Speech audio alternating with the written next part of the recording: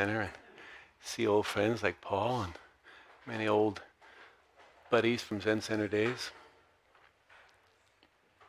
So I want to talk a little bit about these, about my work with the dying, and hopefully we'll find some Dharma in the middle of it. Yeah. Usually you do when you're around people who are dying. You know, in Japanese Zen, some of you know there's a beautiful term, shoji, and it usually translates as birth, death, one word. No real separation between life and death, other than a very small, thin line that joins the two. Yeah? I don't think we can be fully alive without maintaining some awareness of death. Death's not waiting for us at the end of a long road like we must mostly imagine, but it's here with us in every passing moment, in the marrow of every passing moment.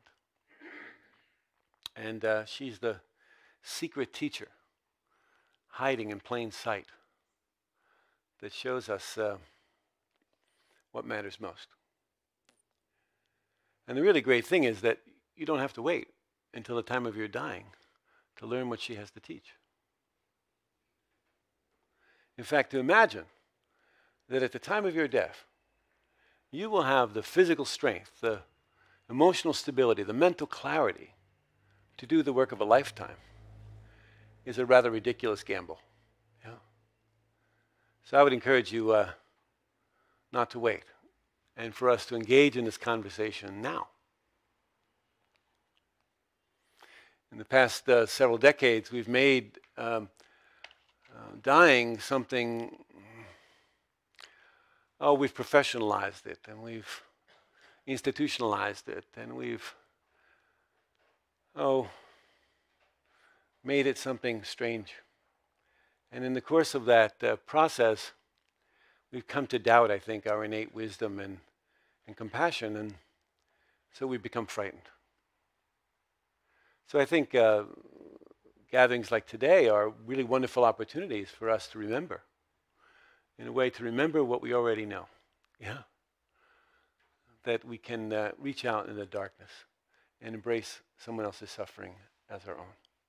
We can do that. Everybody here is capable of doing that.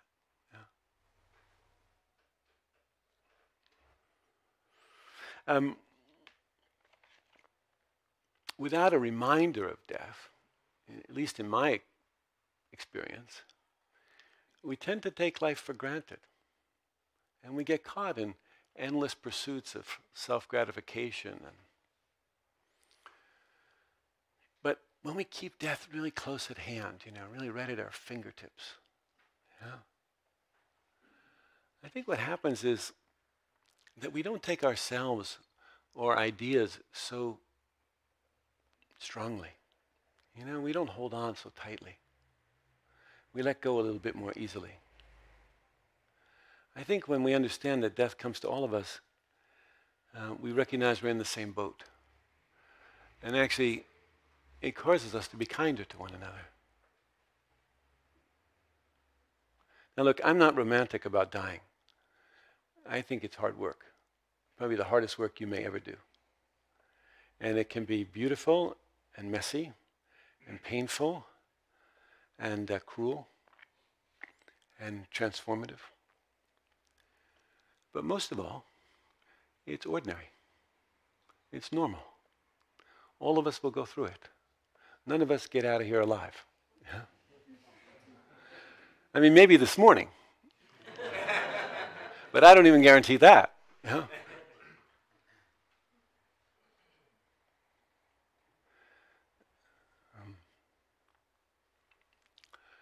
I'm sitting here and I can't help but remember the beginnings, 30 years ago. I was just upstairs in room 5 is where the hospice started, Leslie James was the president then. And remember she ushered me into room 5. It had shag carpeting at the time. And she said, "This will be your home. And I have to go now." And that was the beginning of the Zen hospice. And I went down to the basement, found an old door, and made a desk out of it, put the phone in my name because it was cheaper. And we began. It was Martha de Barros, who had the idea to start Zen Hospice. It was her brilliant idea. It was a really great idea. And I came along to help her. We didn't have much of a plan, actually. In fact, Zen Center wanted to know, how long will you do this? And in those days at Zen Center, you said 6 months. That was the correct answer to give on just about anything. It wasn't too long, but it was just enough to demonstrate commitment. Yeah.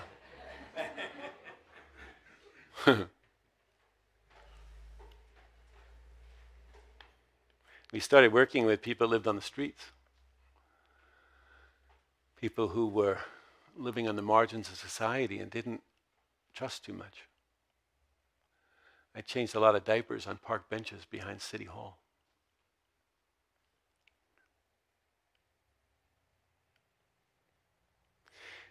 After a while, I remember the very first patient, we moved upstairs to room 48. We snuck her in, actually.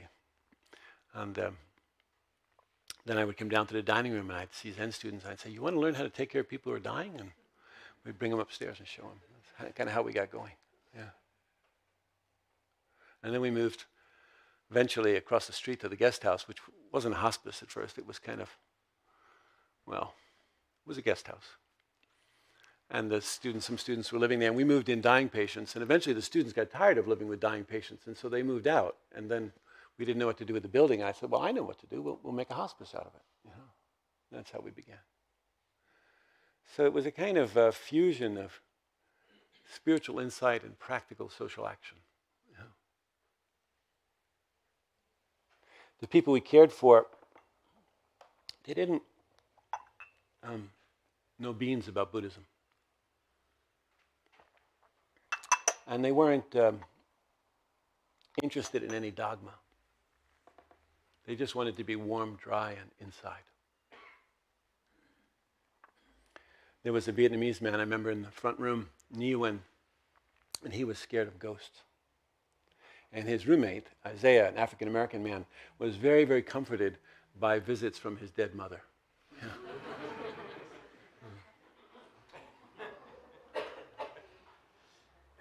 There was a man I worked with on Potrero Hill. He had contracted the HIV virus from a blood transfusion. He was a hemophiliac. But the year before, he disowned his gay son because he had AIDS. And now the father and the son were in twin beds in the same room, being cared for by Agnes, the son's mother and the father's wife. A lot of people we worked with died in their early 20s, having hardly begun their life. And then there was Elizabeth, who I remember at 93, said to me, why has death come for me so soon?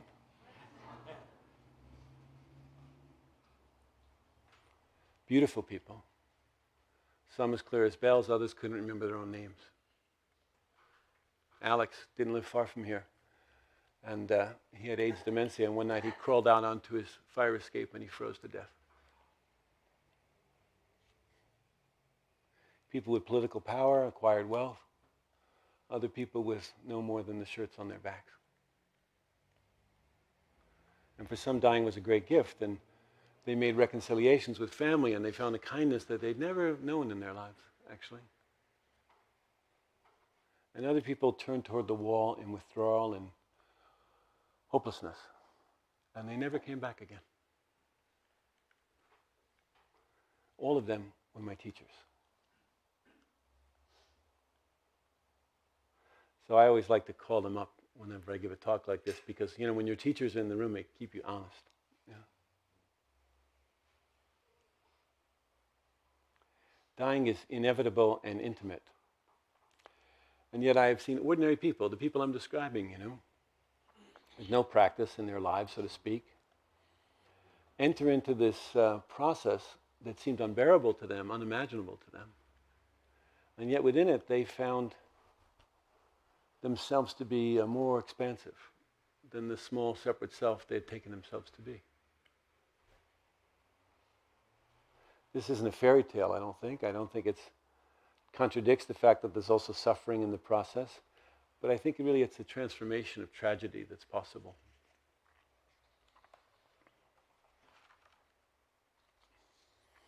Now, we might say, opening in the final days of one's life, or even the final minutes of one's life, is too late. And I might agree. But here's the thing. If it's possible then, it's possible now. And we don't need to wait until then. This is the great legacy that people offer us. So a while back, when we first started the volunteer training, somewhere along the way there, listening to the people that we served, accompanied, who were our teachers, we developed some basic principles, we could call them precepts, that guided our work with people at the end of life. And they remained and still remain, I think it's on hospice, kind of guiding principles for how to be with people in these really vulnerable moments. But it turns out that they have a relevance for the rest of us in living a more happy and meaningful and, I think, purposeful life. Yeah. So we call them the 5 invitations. And the first one is don't wait. Waiting for the next moment to arrive, we miss this one. I can't tell you how many times I've been with family members who are sick with their mothers, saying, when will mom die? And waiting for the moment of dying. We miss all the moments in between. So don't wait. We have this phrase we use in our culture so much, later. This is a deceptive word, later. It kind of gives us a buffer between us and death, a comfortable illusion of space. But we study in our practice that everything comes and goes, right? Everything comes and goes. This morning's breakfast, last night's lovemaking, my blonde hair.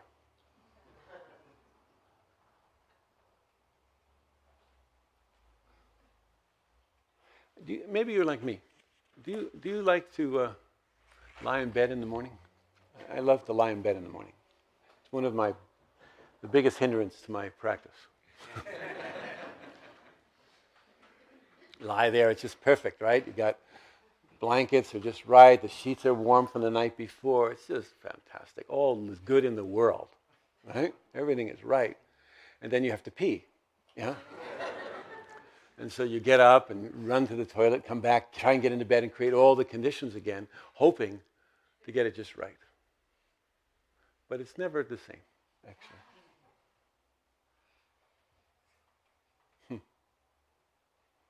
Intellectually, we understand that our mother's treasured vase will one day fall off the shelf. Our work is to bring that understanding from our intellect into our hearts. We are at once here and disappearing. It's interesting to me that we always think about everything's changing except me. Right? Everything, the whole world is changing. Everything is changing. Seasons come and go. Everything changes except me. I'm the one solid thing moving through a changing world. Yeah? In Japan, every spring, cherry blossoms cover the hillsides. There's a place where I teach in Idaho, where outside my cabin, there are these little tiny blue flax flowers that last for one day. Tell me, how come those cherry blossoms and those flax flowers are so much more beautiful than plastic flowers? Isn't it the brevity of their lives? Isn't it their fragility that in part gives them their beauty?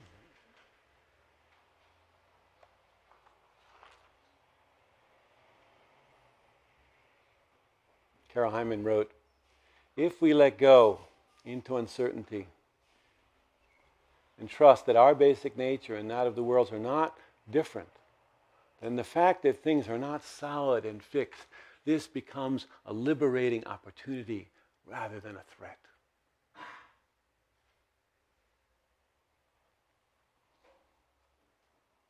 what becomes undeniable when you're sitting with people who are dying is that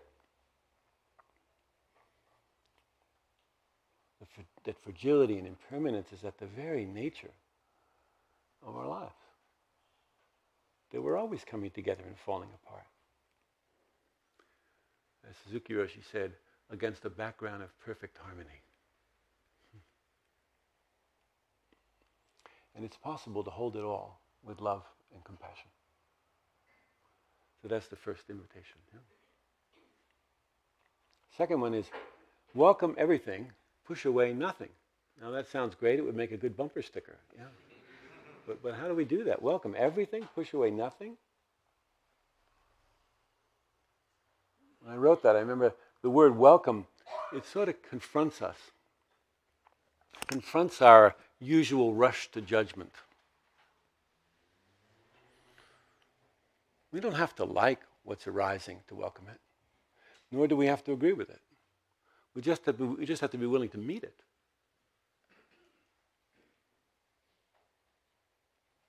There was a friend of mine went to dinner at a mutual friend's house, eminent psychiatrist, who had developed Alzheimer's in the last few years of his life. And they rang the doorbell, and the door opened, and he stood. They were standing on his front stoop, and he looked at them for a moment, and he said, "I'm sorry, I don't recall people's faces anymore." And he said, I really can't remember your names. But I know this is my house.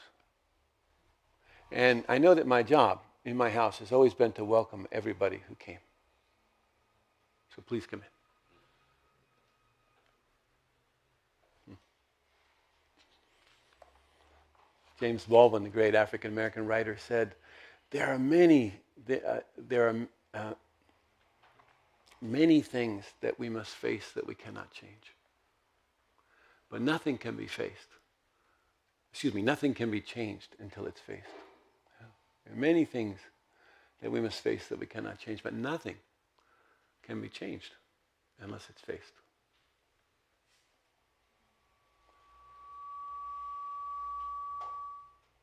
So this, to welcome everything and push away nothing, it can't be done as an act of will. This has to be done as an act of love. To be human is much more than getting born and getting a good education and finding the right partner and getting a pretty house and on a nice street and then going to sleep and waking up in the morning and doing it all over again. It's an invitation to feel everything. To come into direct contact with this strange, beautiful, perfectly ordinary thing we call life. It's an opportunity to be conscious of the fact that some of us will make love while others make war. To recognize the truth that there are babies like my granddaughter, who I will see later this afternoon, whose mother kisses a bright future into her cheeks. And there are babies like my friend Carolyn, who were left in a dumpster when they were born. And there are children, who will make tents out of bed sheets and couch pillows. And there are other babies who are crying in refugee camps. And there's devastation and there's hopelessness. And there's the passion and the holy commitment, I think, to create a better future for everyone. Welcome everything. Push away nothing. Do you know what's going to wake you up? I don't. I don't know. So I have to welcome everything.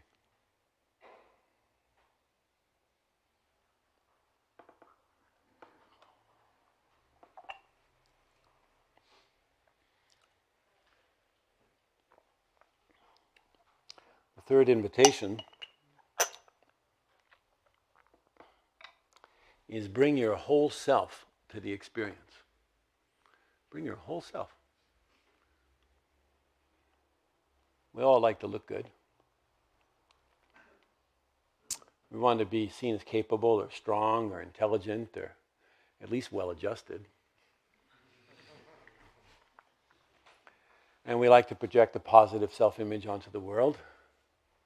Few of us want to be known for our fear or our helplessness or our anger or our ignorance. But sometimes we're more of a mess than we'd like to admit, at least I am.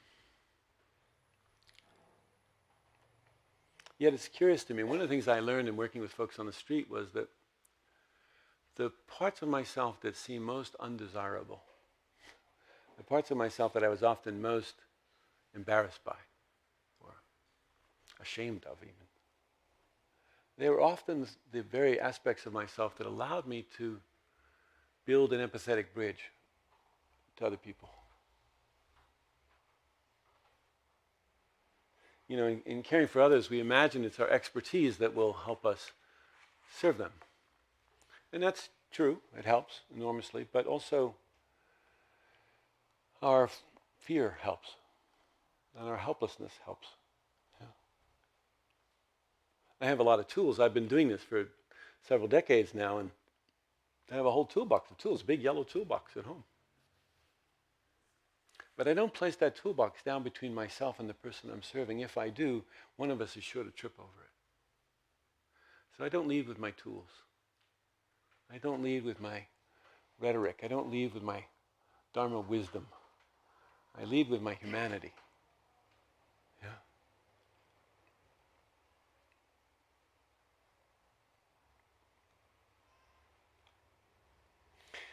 Yeah. There's a story I like to share. Happened years ago, not too far from here, on Bush Street. I had a friend of mine, John, who was dying of AIDS, and there were a group of us who were looking after him, and this one morning he lost his ability to stand or to hold a fork or to speak in an intelligent way. This all happened in one morning, yeah? And it was my day to take care of him. And so I went to his house and I sat at his kitchen table, which was always kind of a mess in John's house, and I couldn't find my friend.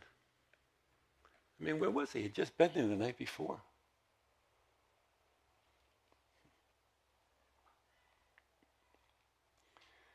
John had these anal fistulas, like tumors, and constant diarrhea. And taking care of him was a lot of work.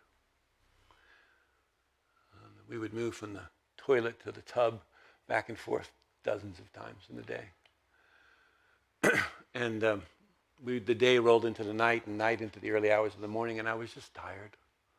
And I just wanted him to go to sleep and to somehow wake up in the morning and have this nightmare be over.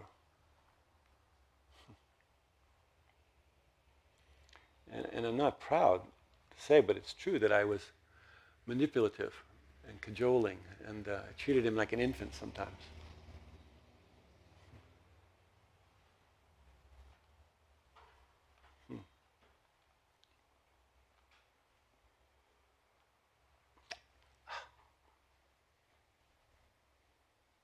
I really loved my friend.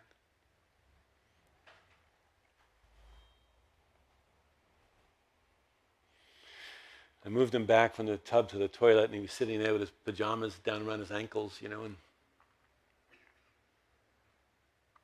I was washing my hands in the sink, and I looked in a vanity mirror, and I could see he was mouthing something to me. So I turned around, and he whispered to me, "You're trying too hard." And I was trying too hard, trying to be somebody, me, Mr. Hospice, you know. And I sat down beside the toilet, and I just began to weep and cry. And that moment was the most tender moment in our whole relationship. Because you see, in this moment, we weren't so separate. There we were together, completely helpless together. I've been afraid to go there before.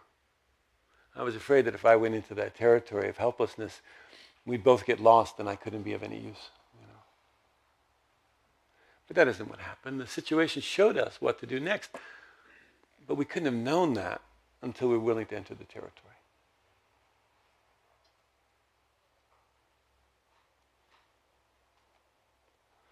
Bring your whole self. Wholeness doesn't mean perfection.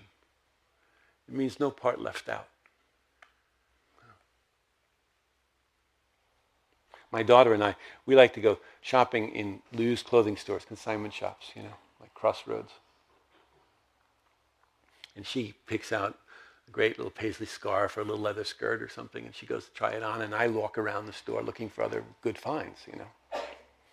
And we were in this one shop, and I liked it a lot, but mostly I liked these tags that they had on the clothes that said $9.95. And, you know, because the clothes were missing a button, or they had a little stain, or, you know, something like that. And then they said $9.95 as is. I like that. I want to get those tags. I think we should get them for ourselves and each other. I take you as is. Huh? As is. No part left out.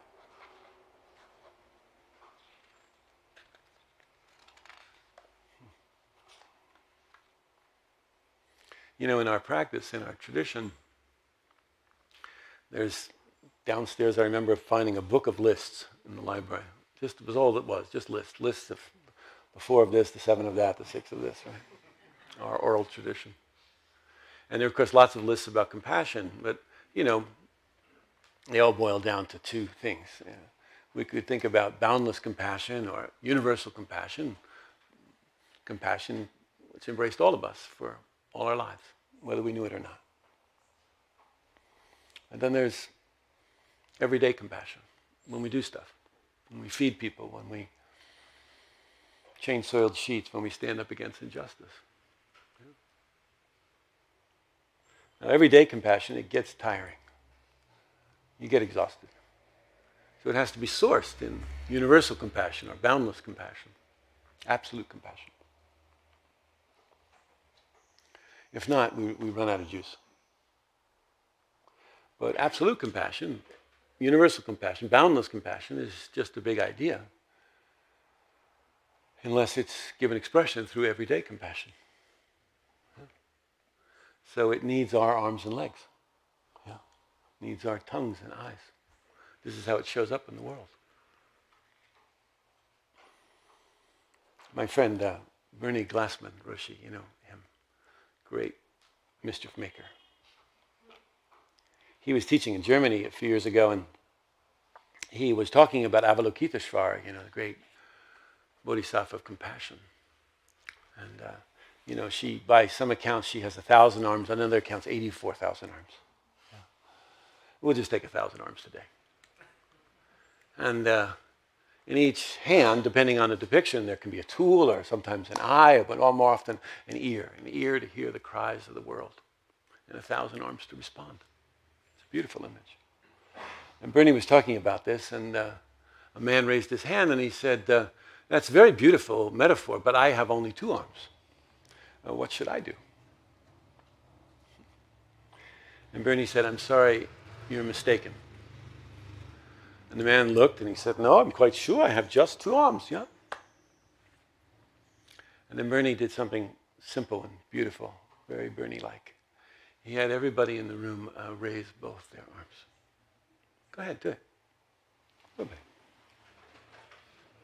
Look around. Those of you in the front, turn around, look around.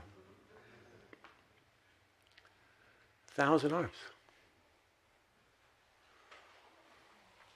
We're it. Nobody else is coming to the rescue.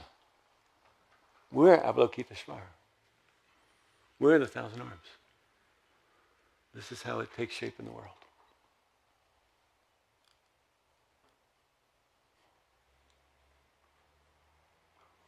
The 4th invitation is find a place of rest in the middle of things. We often think we'll find rest later, you know, probably when we go on retreat or when I go on vacation or when our list gets checked off. But I don't know about you, but my list never gets checked off. So if I wait for that, I'm in trouble.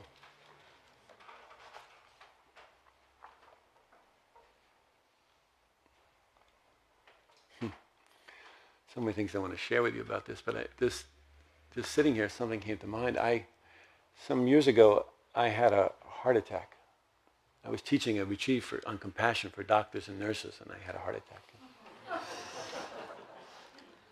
Big deal, triple bypass surgery, 12-hour surgery, really big deal. And I was I wasn't going to talk about this. Suzuki.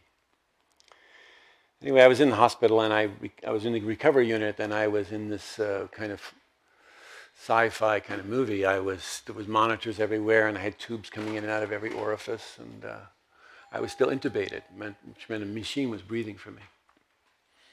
And my adult son was there, very loving, and one of my best friends, who's the meditation teacher, was there. And a respiratory therapist came in the room and said, "Let's pull out that tube and see if you can breathe."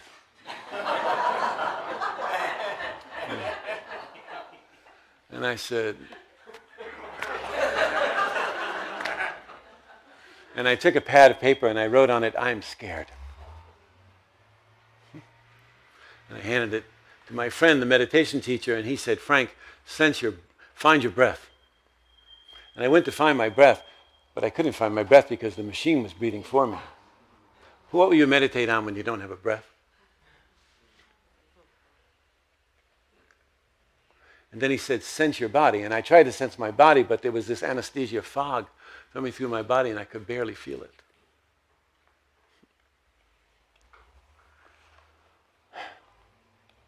I was just upstairs bowing in the Kasando, you know. And in this moment in the hospital, I thought of Suzuki Roshi.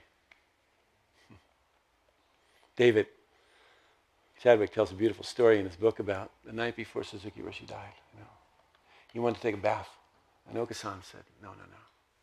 But Otohiro, his other son, was there, and he picked up his father, and he carried him in and lowered him into the tub. And as the story goes, Suzuki Roshi got very scared. Yeah. And Otohiro said, "Father, calm yourself. Find your breath. I'll breathe with you."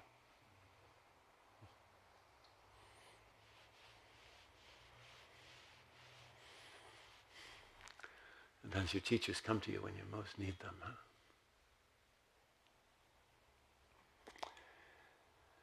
And Suzuki Roshi stabilized, and he was fine. So I thought, if Suzuki Roshi can be scared, I can be scared. And I grabbed my friend, the meditation teacher, and I pulled him close to me. And I put my ear next to his mouth. And I borrowed his breath to stabilize until I could find my own. Yeah. And then I waved to the respiratory therapist, and they took out the tube. Find a place of rest in the middle of things. The last one is cultivate, don't know mind. This is one we're familiar with. I felt obliged to put something Zen-like in the list.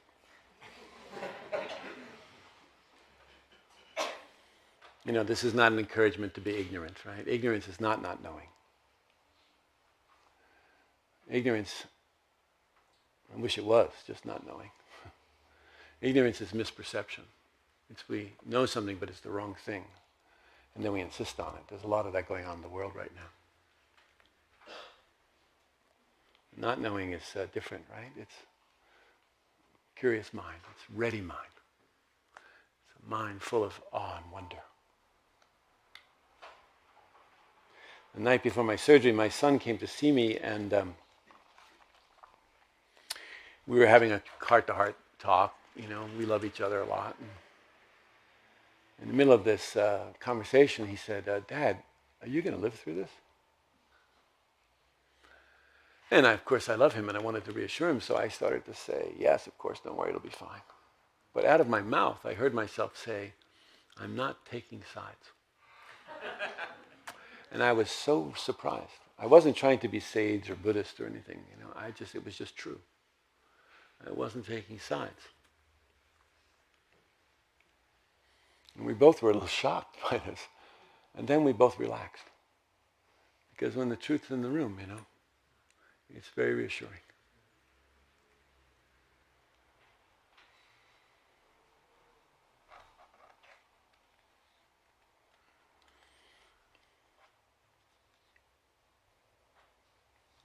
Letting go is one way we prepare for dying. I'm not so sure we can prepare for dying after all these years. I used to think I knew a lot about dying, and then I had a heart attack, and I was much more humble. The view is very different from the other side of the sheets. But letting go is a way that we can prepare.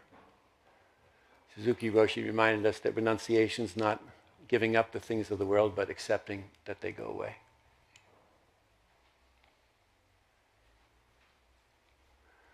It helps us also to appreciate the flip side of loss. You know, when we let go of old grudges, we give ourselves to peace. And when we let go of fixed views, we give ourselves to not knowing. And when we let go of self-sufficiency, we give ourselves into the care of others. And when we let go of clinging, we give ourselves to gratitude. And when we let go of control, we give ourselves to surrender.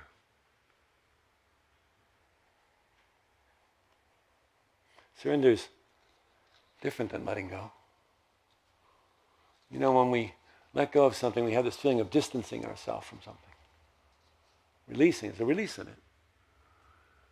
But when we surrender, we feel ourselves coming closer to something. Something we've known all along, actually.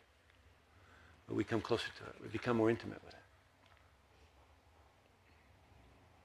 We stop fighting.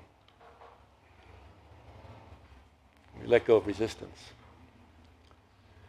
Surrender is infinitely deeper than letting go. Surrender is stepping into not two, not one.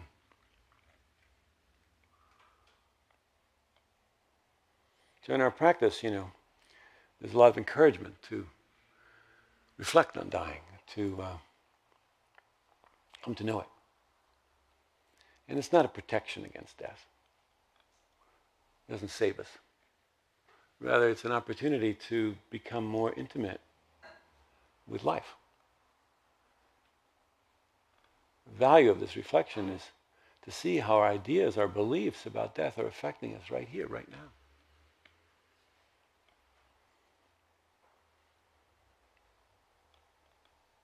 The contemplation on death is too important to be left to the final moments. And I was in the kitchen at the guest house across the street, sitting at the kitchen table one day, reading a book of death poems. You know that tradition? On the day of your death, you write a poem that tells the essential truth of your life. And if you don't die that day, it doesn't count. You have to write another one the next day.